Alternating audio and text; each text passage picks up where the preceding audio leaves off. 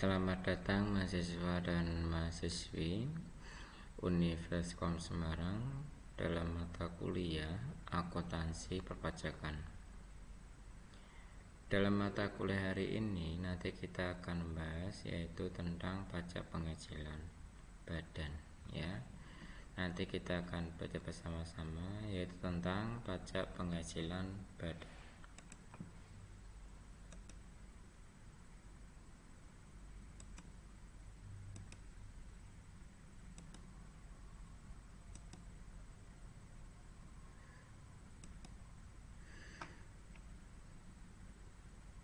Pajak penghasilan sebagai pajak langsung yaitu adalah pengertian umum yang membedakan kedua jenis pajak itu. Ya, yang pertama ada pajak langsung dan pajak tidak langsung. Pajak langsung adalah pajak yang dikenakan terhadap orang yang harus menanggung dan membayarkannya. Sedangkan jika pajak tidak langsung dikenakan terhadap orang yang harus menanggungnya, tetapi dapat diharapkan pihak lain untuk membayarnya. Dari kedua pengertian di atas dapat dilihat adanya tiga unsur yang sama-sama dimiliki keduanya, yaitu yang pertama penanggung jawab pajak atau istilahnya adalah wajib pajak, yaitu orang yang secara khusus atau hukumnya yuridis formalnya harus membayar pajak. Yang kedua, penanggung pajak adalah orang yang membayar pajak atau dalam arti ekonomis. Yang ketiga, pemikul pajak atau destinataris, yaitu orang yang dimaksud oleh ketentuan harus memikul beban pajak.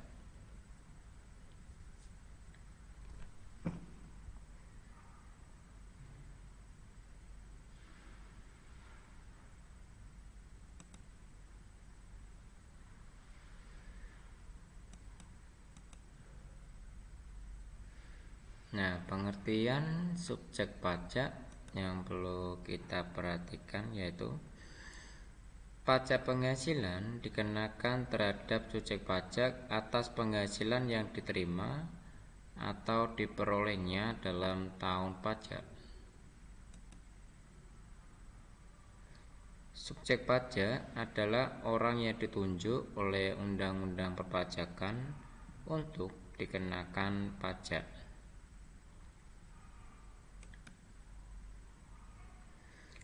Subjek pajak meliputi apa saja yang perlu kita ketahui. Yang pertama adalah orang pribadi.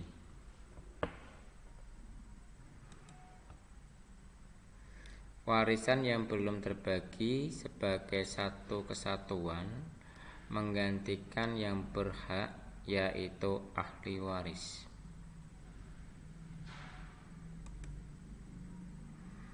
Yang ketiga yaitu badan. Yang keempat yaitu bentuk usaha tetap atau istilahnya BUT atau bentuk usaha tetap.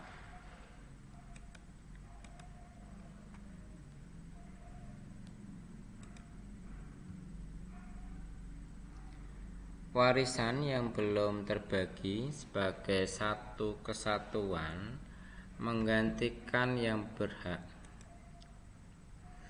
Berdasarkan penjelasan Undang-Undang Nomor 36 Tahun 2008 Pasal 2 Ayat 1 huruf A. Warisan yang belum terbagi sebagai satu kesatuan merupakan subjek pajak pengganti atau menggantikan mereka yang berhak, yaitu ahli waris. Penunjukan warisan yang belum terbagi sebagai subjek pajak pengganti dimaksudkan agar pengenaan pajak atas penghasilan yang berasal dari warisan tersebut tetap dilaksanakan.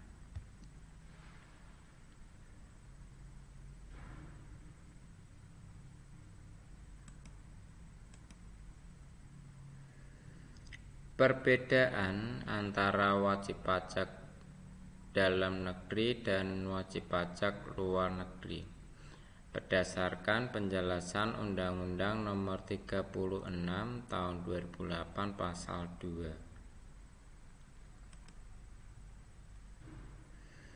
Yang pertama, wajib pajak dalam negeri atau WPDN, yaitu dikenakan pajak atas penghasilan yang diterima atau diperoleh dari Indonesia maupun dari luar Indonesia.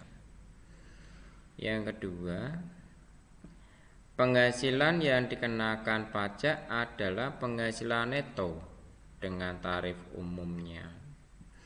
Yang ketiga, wajib menyampaikan SPT.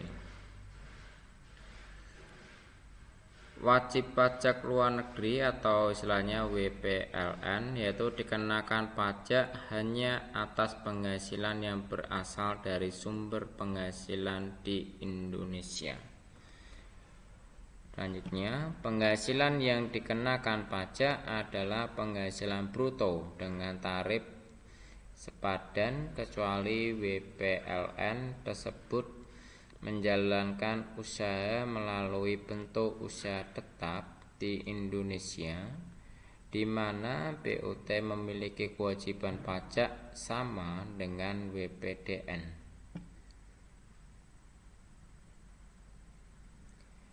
Yang ketiga, tidak wajib menyampaikan SPT karena kewajiban pajaknya dipenuhi melalui pemotongan pajak yang bersifatnya final.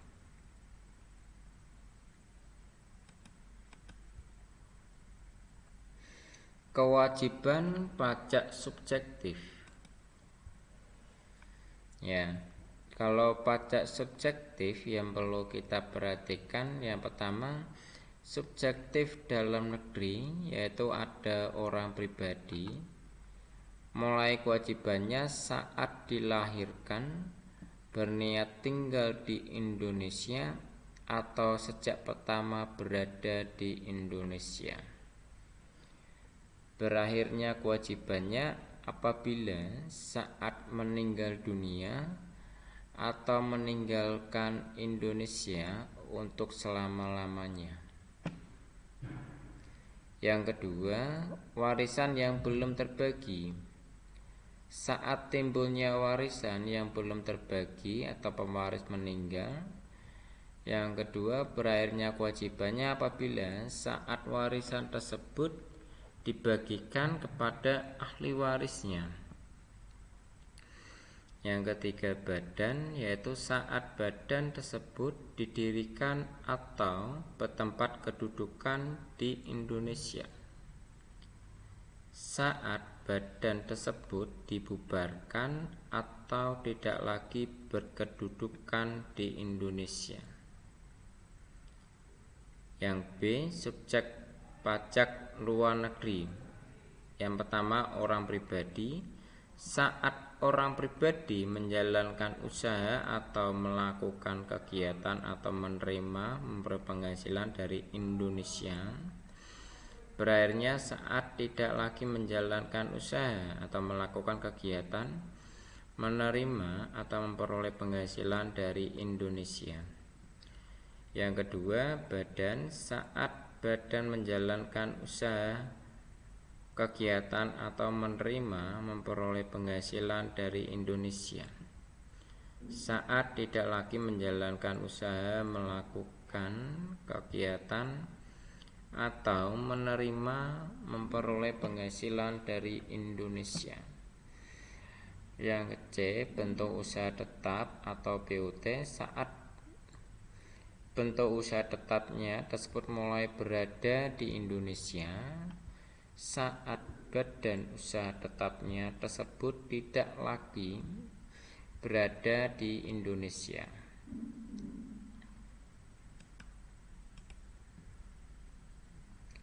tidak termasuk subjek pajak. Yang pertama, tidak termasuk subjek pajak adalah 1. Badan perwakilan negara asing. Yang kedua, pejabat-pejabat perwakilan diplomatik dan konsultan atau pejabat-pejabat lain dari negara asing atau orang-orang yang diperbantukan kepada mereka yang bekerja pada tempat tinggal sama-sama mereka. Syaratnya yang utama bukan WNI. Yang kedua, di Indonesia tidak menerima atau memperoleh penghasilan lain di luar jabatan. Yang ketiga, negara yang bersangkutan memberikan perlakuan timbal balik.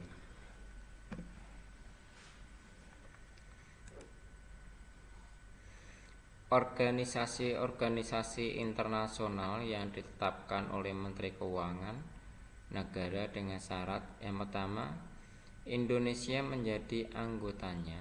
Yang kedua, Indonesia tidak menjalankan usaha atau kegiatan lain untuk memperoleh penghasilan dari Indonesia selain memberikan pinjaman kepada pemerintah yang dananya berasal dari iuran para anggotanya.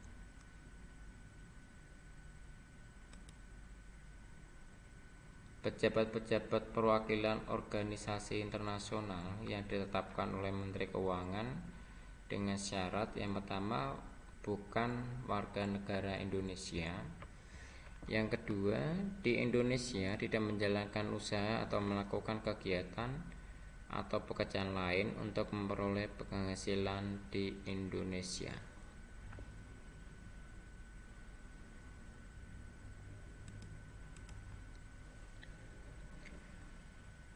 Objek pajak atau objek pajak yang bersifat final dan bukan objek pajak.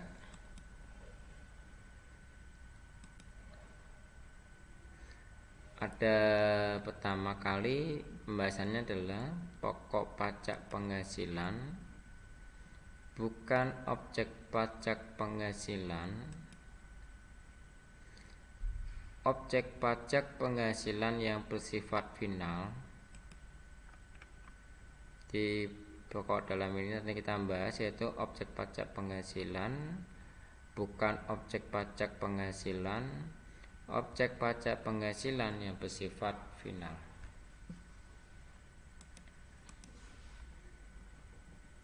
Pengertian objek pajak yang perlu kita ketahui: yang pertama, objek pajak adalah penghasilan.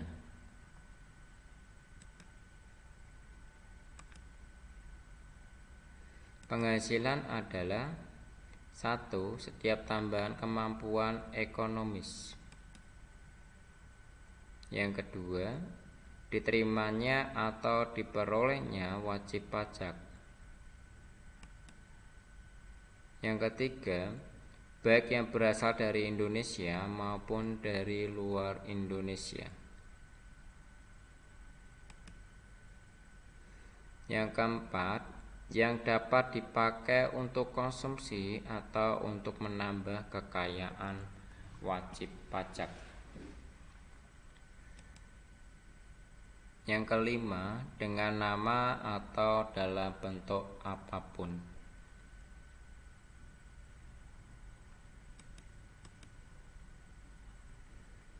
Bagian kategori pasal 4 Undang-Undang PPh. Yang pertama, ada objek pajak yang bersifat final. Ya, ada objek pajak dan bukan objek pajak.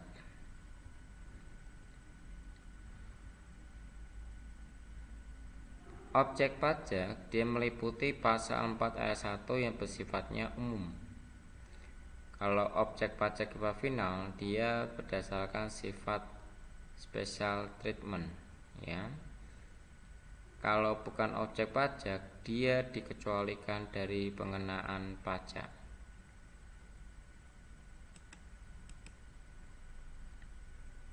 Kelompok penghasilan dilihat dari pengalirnya tambahan ekonomis kepada wajib pajak, penghasilan dapat dikelompokkan menjadi yang pertama, penghasilan dari pekerjaan dalam hubungan kerja dan pekerjaan bebas seperti gaji, honorarium, penghasilan dari praktek dokter, notaris, aktuaris, akuntan, pengacara, dan sebagainya.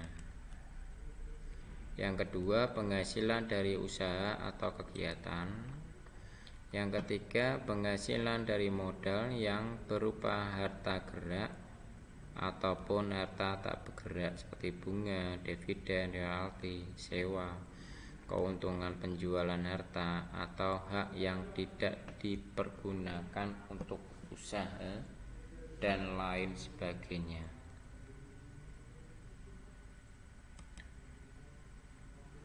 Yang keempat, penghasilan lain-lain seperti pembebasan utang, hadiah, dan lain sebagainya.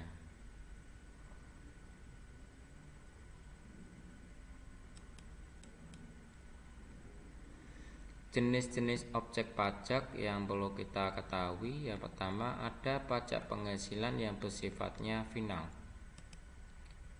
Jadi yang pertama, bunga deposito atau tabungan-tabungan lainnya. Yang kedua, penghasilan berupa hadiah undian. Yang ketiga, penghasilan dari transaksi saham atau sekuritas lainnya di bursa efek. Yang keempat, penghasilan dari transaksi pengalihan harta berupa tanah atau bangunan serta penghasilan tertentu lainnya. Pengenaan pajaknya diatur dengan peraturan pemerintahan.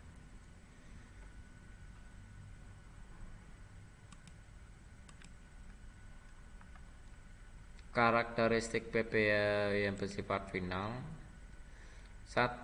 Tidak perlu digabungkan dengan penghasilan lain atau yang non final dalam penghitungan PPh pada SPD tahunan. Yang kedua, biaya-biaya yang digunakan untuk menghasilkan atau menagih dan memelihara penghasilan yang di pengenaan PPh-nya bersifatnya final, tidak dapat dikurangkan. Yang ketiga, PPh final yang telah dibayar sendiri atau dipotong pihak lain sehubungan dengan penghasilan tersebut tidak dapat dikreditkan.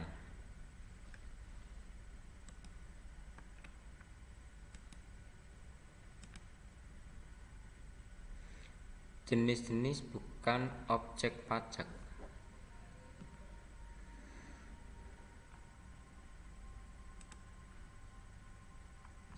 Bantuan atau sumbangan yang termasuk zakat yang diterima oleh Badan Amil Zakat atau lembaga amil zakat yang dibentuk atau disahkan oleh pemerintah, dan para penerima zakatnya berhak atau sumbangan keagamaannya yang bersifatnya wajib bagi pemeluk agama yang diakui di Indonesia.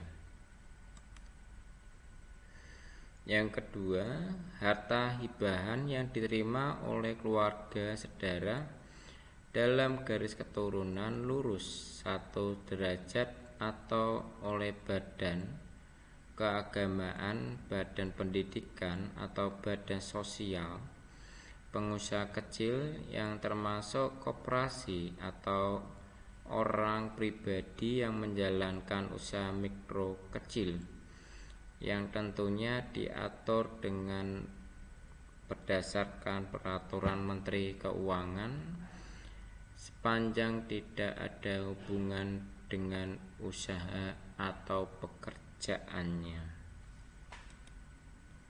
Yang ketiga, warisan.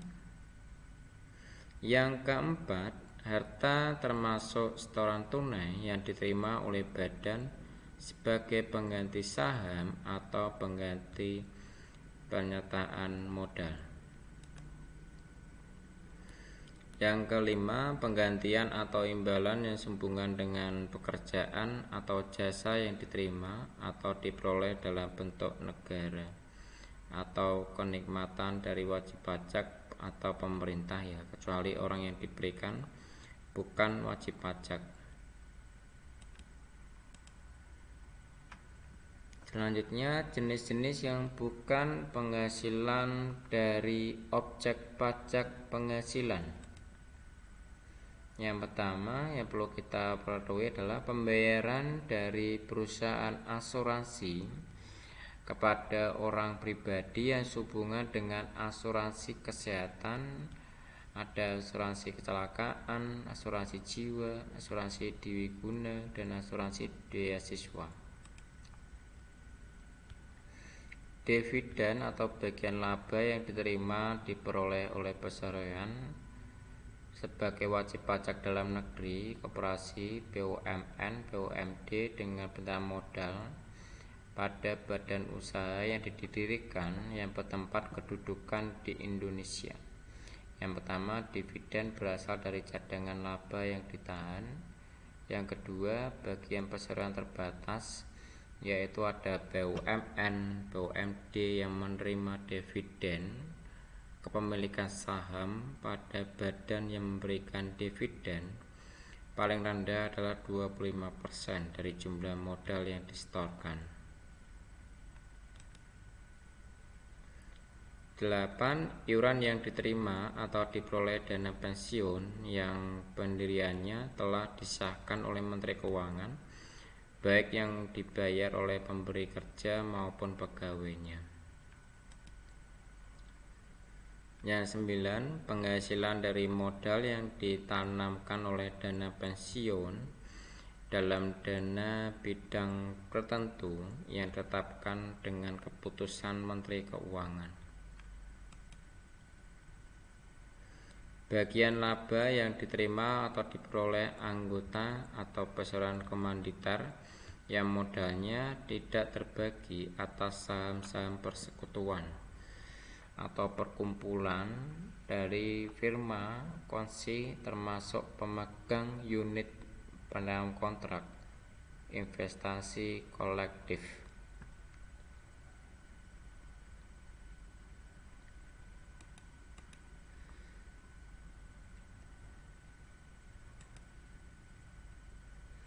Yang ke-11 ada yang diterima atau diperoleh perusahaan modal ventura berupa bagian laba dari badan pasangan usahanya yang didirikan dan dijalankan usaha atau kegiatan di Indonesia.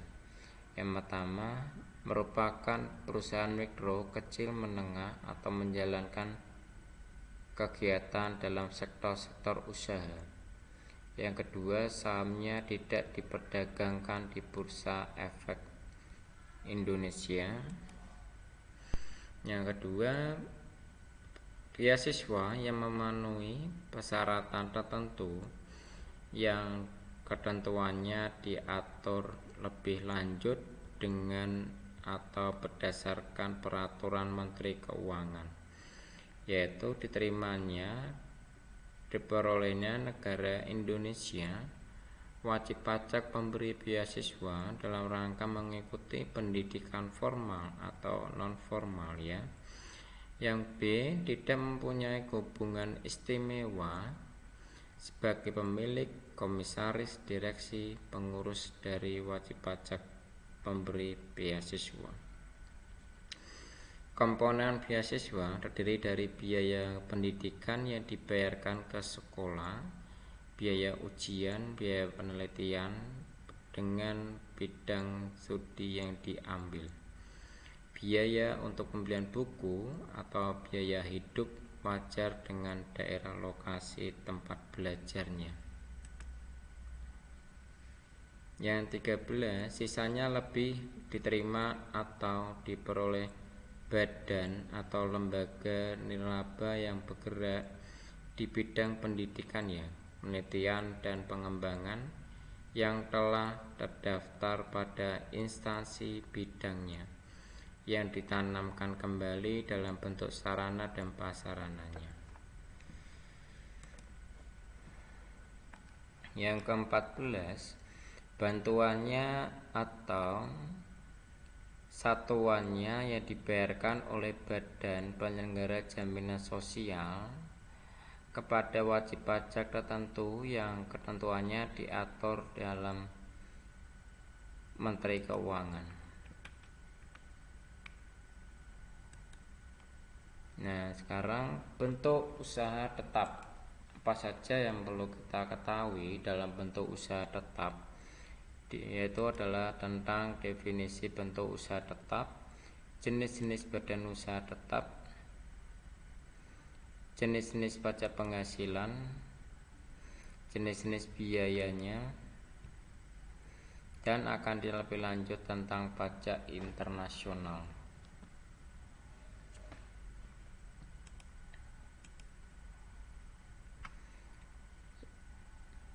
Suatu bentuk yang tetap mengandung pengertian yaitu suatu tempat usaha, yaitu fasilitas yang dapat berupa tanah, gedung, termasuk juga mesin ya, peralatan yang bersifat permanen dan tidak dipergunakan untuk menjalankan usaha atau melakukan kegiatan dari orang pribadi yang bertempat tinggal badannya didirikan dan bertempat kedudukan di Indonesia.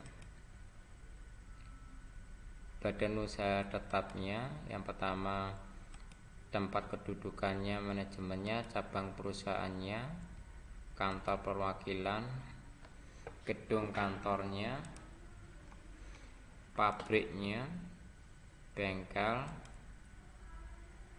gudang, ruang untuk promosi atau penjualan, pertambangan atau pengalian sumber alam, wilayah kerja ya pertambangan minyak dan gas bumi, perikanan, peternakan, pertanian, perkebunan, kehutanan, proses proyek proyeksi ya, instalasi atau proyek perakitan. Selanjutnya, pemberian jasa dalam bentuk apapun pegawai atau orang lainnya hanya dilakukan dalam 60 hari atau jangka waktu 12 bulan. Orang atau badan tidaknya selaku agen kedudukan tidak bebas.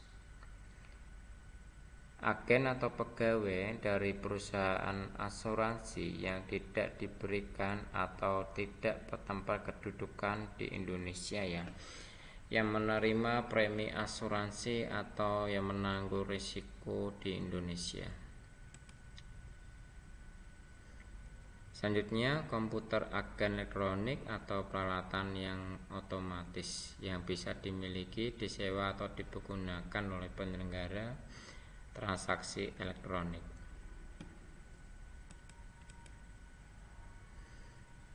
Biaya fiskal atau bukan biaya fiskal.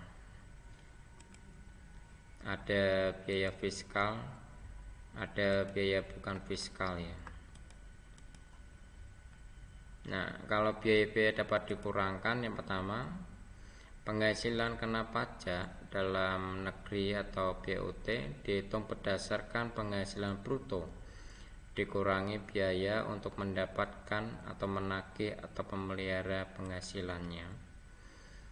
Yang pertama, biaya-biaya berhubungan langsung dengan kegiatan usaha. Penghasilan merupakan objek pajak, dengan demikian di biaya-biayanya yang digunakan untuk mendapatkan, menagih atau memperoleh penghasilan yang bukan merupakan objek pajak.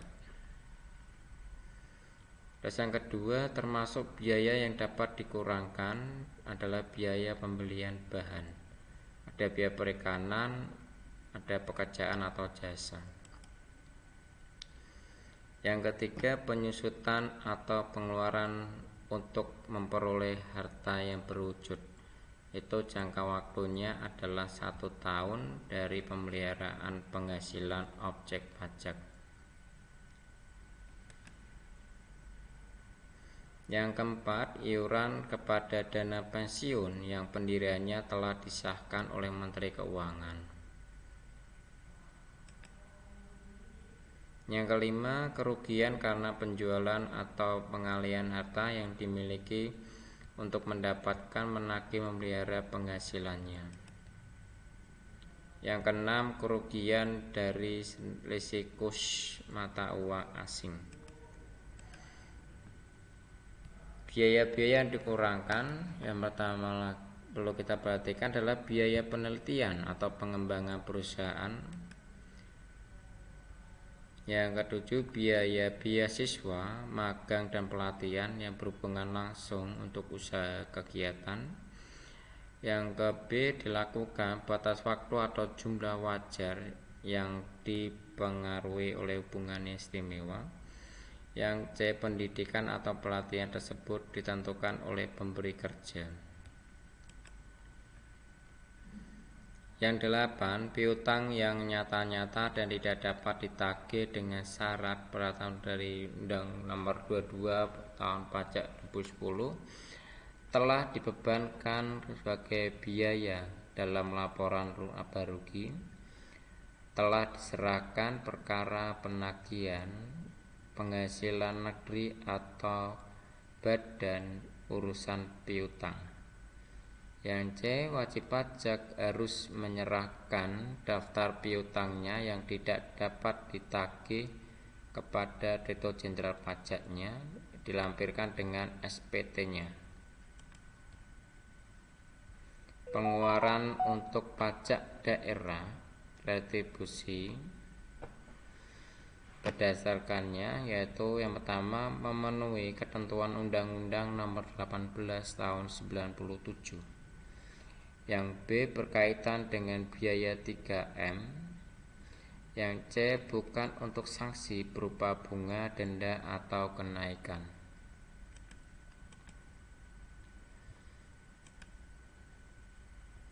Yang 10, biaya sumbangan. Ada sumbangan dalam rangka penanggulangan bencana alam, dalam penelitian dan pengembangan, dana fasilitas pendidikan, sumbangan dalam rangka pembinaan olahraga, biaya pembangunan atau infrastruktur sosial.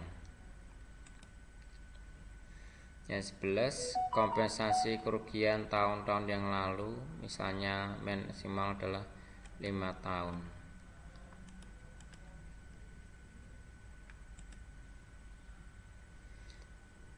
Penggantian atau imbalannya sehubungan dengan pekerjaan atau jasa dalam bentuk natura, yaitu pemberian atau penyediaan makanan. Penggantian atau imbalan dalam bentuk natura, pemberian natura atau kenikmatan merupakan keharusan dalam pelaksanaan pekerjaan karena sifat pekerjaannya itu tidak mengharuskannya. F, jumlah yang melebihi kewajaran yang dibayarkan kepada pemegang saham.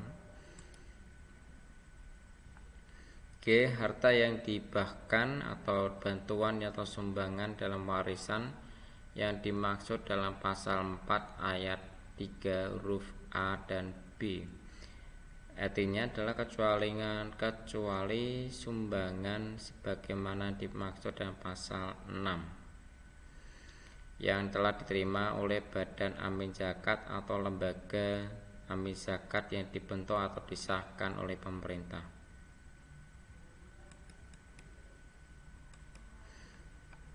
Ada pajak penghasilan, ada biaya dibebankan atau dikeluarkan untuk kepentingan pribadi wajib pajak orang-orang yang menjadi tanggungannya.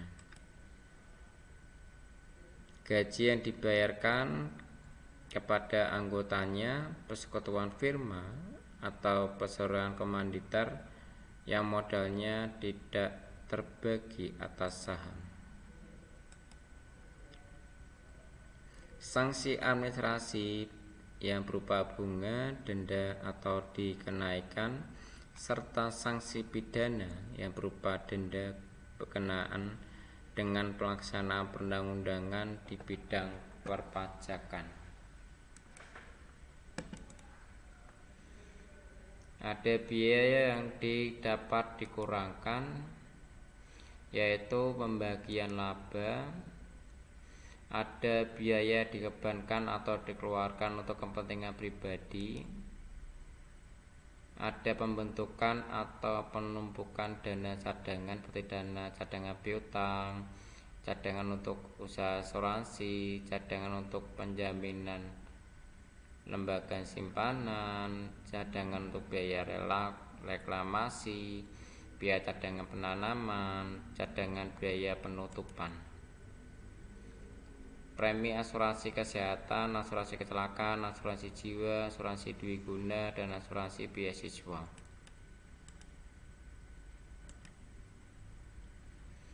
Ada pajak penghasilan atau PPN masukan yang diperoleh berdasarkan BKP atau JKP yang tidak dapat dikreditkan, yaitu ada faktur pajak berdasarkan Undang-Undang PPN.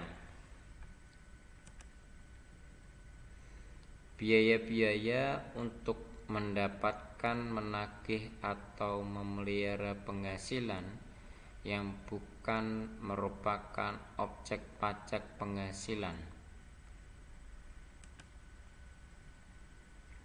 Kerugian dari harta atau utang yang tidak dipergunakan untuk mendapatkan, menagih, dan memelihara penghasilan yang merupakan objek pajak.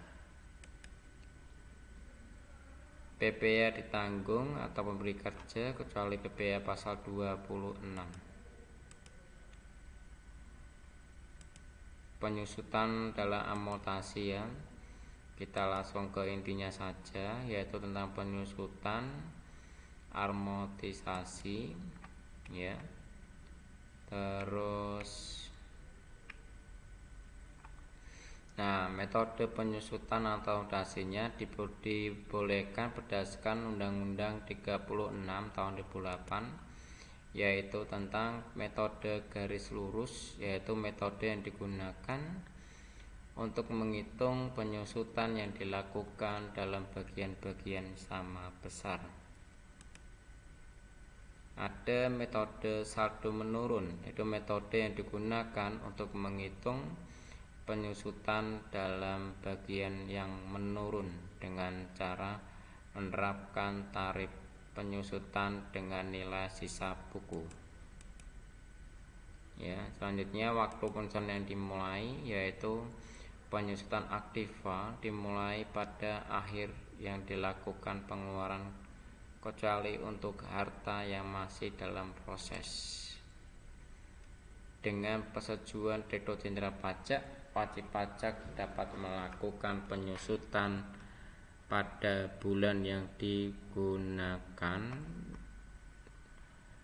untuk mendapatkan, menagih, memelihara penghasilan pada bulan harta tersebut.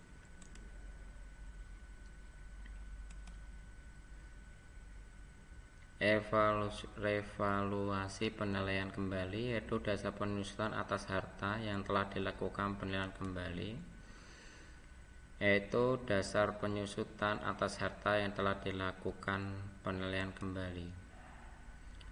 Sejak bulan dilakukan penilaian kembali, aktiva tetap, yaitu dasar penyusutan fiskal, masa manfaat fiskal, perhitungan penyusutan dimulai sejak bulan dilakukan penilaian. Yang selanjutnya adalah untuk bagian tahun pajak sampai dengan bulan sebelum bulan dilakukan penilaian, yaitu dasar penyusutan fiskal, aktiva tetap berdasarkan adalah penyusutan fiskal pada awal tahun yang bersangkutan. Sisa masa manfaatnya adalah aktiva tetap adalah sisa manfaat fiskal awal tahun yang bersangkutan. Ya, dan perhitungan penyusutannya dihitung secara pro rata ya, sesuai dengan banyaknya bulan dan bagian tahun pajak tersebut. Baik, demikian dari materi saya tentang pengenalan pajak penghasilan badan Apabila nanti ada pertanyaan bisa tanya jawab ya, tanya jawab tentang pajak penghasilan badan. Baik, saya akhiri pekuliahan hari ini tentang mata kuliah akuntansi perpajakan ya, dalam pokok pembahasan yaitu pajak penghasilan badan. Apabila nanti ada pertanyaan, kita bisa tanya lewat grup dan bisa chat pribadi ya. Baik, saya akhiri. Assalamualaikum warahmatullahi wabarakatuh. Semoga mahasiswa dan mahasiswi diberi kesehatan dan berpanjang sehingga kita bertemu lagi dalam mata kuliah minggu depan dalam mata kuliah akuntansi perpajakan. Baik, terima kasih. Salam sejahtera bagi kita semua.